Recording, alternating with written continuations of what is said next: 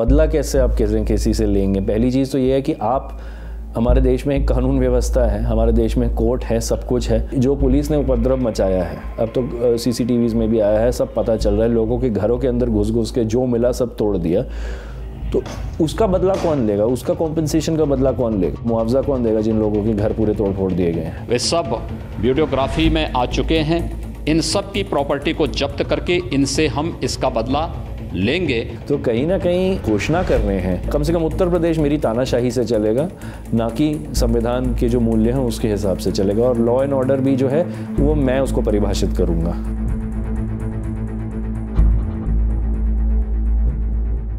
इस तरह की बर्बरता तो ऑब्वियसली थोड़ी शॉकिंग तो होती ही है, लेकिन इस हद तक शॉकिंग नहीं है, क्योंकि उत्तर प्रदेश में पिछले 2.5 सालों से, जब से मैंने कहा कि भाजपा की सरकार आई है, तो वहाँ बहुत सारे ऐसे वायलेशंस बहुत खुल के हो रहे हैं, चाहे वो पुलिस के द्वारा हो रहे हों, प्रशासन के द्वारा हो रहे हों। माइनर्स के अरेस्ट बहुत रेगुलर हैं। 2.5 सालों में ही 4500 इनकाउंटर हुए हैं।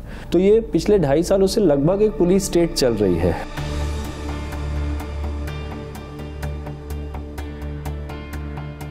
प्रशासन ने सीधा मना कर दिया है कि ये चीज़ आप नहीं छापेंगे। खास करके कई सारे कुछ छोटे छोटे अखबार होते हैं, स्थानीय अखबार होते हैं, उनको मना कर दिया। राष्ट्रीय हिंदी अखबारों में भी 1-2 जगह, जैसे एक उदाहरण मैं आपको दूंगा, मेरठ के एक पत्रकार ने, जब वहाँ बड़ा विरोध प्रदर्शन जब हुआ था जिसमें 5 लोग मारे भी गए थे, उस विरोध प्रदर्शन में एक पुलिस वाले को एक दुकान के अंदर डाल के उसकी जान बचाई गई थी। बेचारा पत्रकार ने भी वही लिखा, लेकिन खबर बन के आ गई कि दुकान में पुलिस वाले को डाल को पीटा। कालापार वगैरह जैसे इलाकों में तो पहली रात जब पुलिस ने उपद्रव पूरा मचाया था, तो उसके बाद कई सारे पत्रकार वहाँ जाने की कोशिश कर रहे थे उस रात को, अगली रात को, लेकिन पूरा कॉर्डन ऑफ, सील ऑफ कर दिया था, क्योंकि वहाँ घुसना भी मुश्किल हो रहा था। CCTV कैमराज में चीज़ें कैद होती हैं, वो CCTV कैमराज ही तोड़ रहे हैं। लोग अपने फ़ोन वोन से भी जो डाल रहे हैं, उनको धमकाया जा रहा है कि तुमने तो एक तो इंटरनेट बंद हो गया, तो वैसे ही उसकी सर्कुलेशन बंद हो गई। इंटरनेट आने तक भी बहुत लोगों से ढूंढ के वो डिलीट करवाए हैं क्लिप्स। हमने तो सुना था कि आपातकाल में, इमरजेंसी में ऐसा हुआ था कि मतलब जो सरकार कह रही है वही छप रहा है या उसी तरीके से छप रहा है। तो लगभग वही अभी उत्तर प्रदेश में हो रहा है।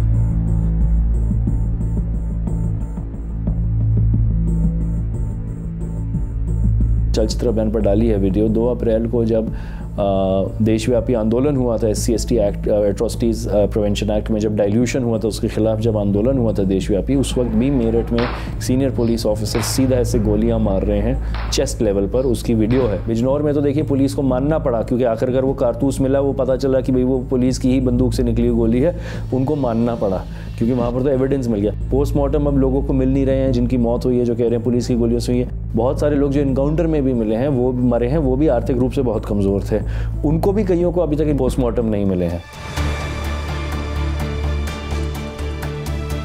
पहले कुछ दिनों में तो ये क्लियर ही नहीं हो पा रहा था कि कितने लोग डिटेन हुए हैं, अरेस्ट हुए हैं, क्योंकि कई लोग तो डर के मारे भी चले गए थे वहाँ से, घर बंद कर करके। मेरठ में एक दलित एक्टिविस्ट हैं सुशील गौतम, उन्होंने घोषणा करी कि हम लोग CAA के खिलाफ एक विरोध प्रदर्शन करने वाले हैं मेरठ में। उनके घर पुलिस आई, उनको अरेस्ट करके ले गई।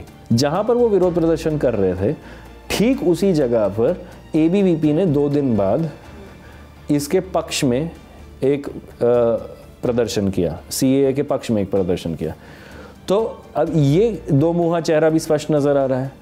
आप, बात ये भी नहीं है कि आप विरोध प्रदर्शन नहीं कर सकते, आप सिर्फ हमारे खिलाफ नहीं बोल सकते हैं। उसमें उनको अंडरग्राउंड जाना पड़ गया, पुलिस पीछे पड़ गई, उनके फादर को इलीगली डिटेन किया कि उसको पेश करो। कोई केस नहीं है, ना उस पर कोई केस डाला था, ना फादर पर कोई केस डाला था, लेकिन फिर भी इस तरीके से पुलिस बिहेव कर रही है। कैराना में तो ऐसे लोग हैं जिन्होंने, बेचारों ने कोई मतलब मैसेज तक नहीं भेजा विरोध प्रदर्शन के लिए, सिर्फ इसलिए उठा लिया गया क्योंकि शायद बाद में ये लोग विरोध प्रदर्शन कर सकते हैं। मुजफ्फरनगर के खालाबार या सरवट मोहल्लों में जिन लोगों के घरों में तोड़फोड़ हुई है, एक्चुअली उसमें एक इंटरेस्टिंग चीज़ ये है कि एक बड़ा तबका है जिसके यहाँ जो थोड़े साधन संपन्न थे या जो पॉलिटिकली या सोशली एक्टिव थे, सबसे पहले उनके घर टारगेट किए गए हैं, ताकि जो लोग उठ के अपनी आवाज़ रख सकते हैं कम्युनिटी के बिहाफ पे, सबसे पहले तो उनकी रीढ़ की हड्डी तोड़ो। मुजफ्फरनगर में तो एक्चुअली कुछ तो बेचारे ऐसे भी लोग थे जिन्होंने सिर्फ ये गलती कर दी थी कि रात को जब पुलिस ने खटखटाया दरवाज़ा, तो उन्होंने दरवाज़ा खोल दिया भरोसे में, और उस भरोसे में दरवाज़ा खोल के फिर उनके अंदर, वो घर के अंदर घुस गए, और फिर जो तोड़ फोड़ थी वो तो वीडियोज़ आप लोगों ने देखी हैं, काफ़ी सर्कुलेट भी हुई हैं।